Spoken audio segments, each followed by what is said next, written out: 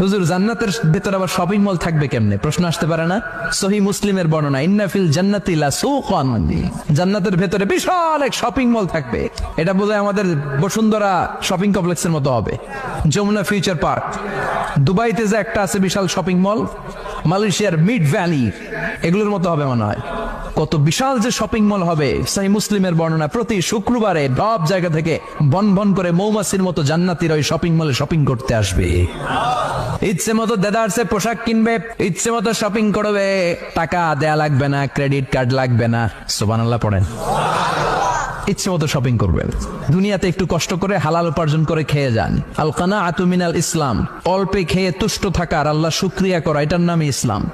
অল্প খাও, অল্প পড়ো, অল্প জমাও, অল্পের ভেতরে বরকত ঢুকাই দিছে কে?